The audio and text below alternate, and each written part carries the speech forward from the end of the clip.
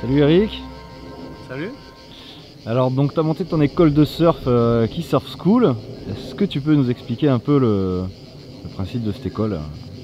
Tout à fait.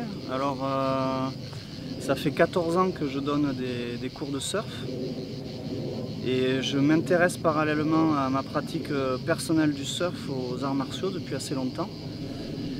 J'ai eu l'occasion il y a quelques années d'essayer le tai chi, juste quelques séances, et de m'apercevoir que ça m'aidait à être plus performant en surf. Donc j'ai commencé à chercher un enseignant et le hasard des rencontres a fait que j'ai trouvé un contact en Chine pour apprendre le tai chi chuan du style Shen avec un grand maître de la lignée d'origine.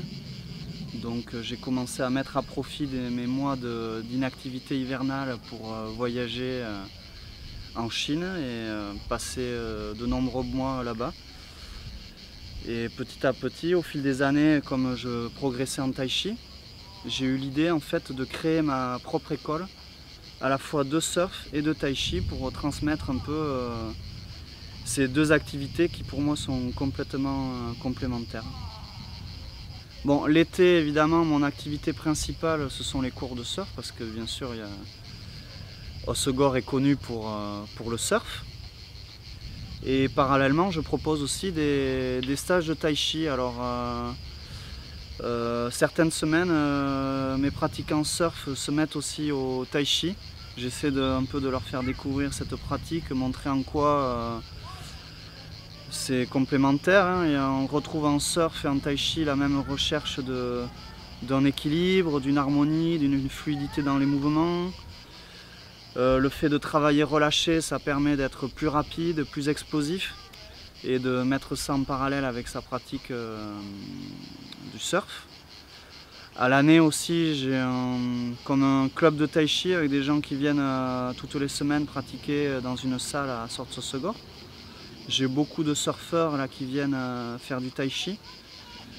Comme évidemment l'hiver, souvent il y a des mois où c'est un peu tempête.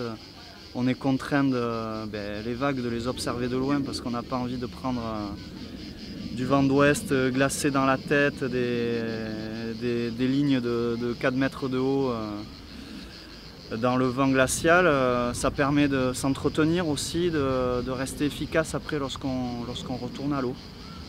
Donc voilà, mon école elle existe depuis 1 an et demi, et petit à petit voilà, j'arrive à avoir des pratiquants surf et tai chi assez réguliers, et je vois que ça parle pas mal aux surfeurs, cette idée. Sachant aussi que le tai chi est un art martial, un kung fu, et donc il y a un aspect aussi assez ludique. C'est-à-dire qu'on ne fait pas une gymnastique privée de sens. Chaque mouvement a une connotation martiale. On part des coups, on donne des coups de poing, des coups de pied, on est toujours très bas sur ses appuis, donc c'est loin de l'image un peu de gym pour les personnes du troisième âge. C'est vrai que les gens ne connaissent pas encore très bien le tai chi, parfois ils ont cette image-là de cette discipline, et c'est vraiment loin de la réalité, en tout cas telle que je l'ai découverte en Chine.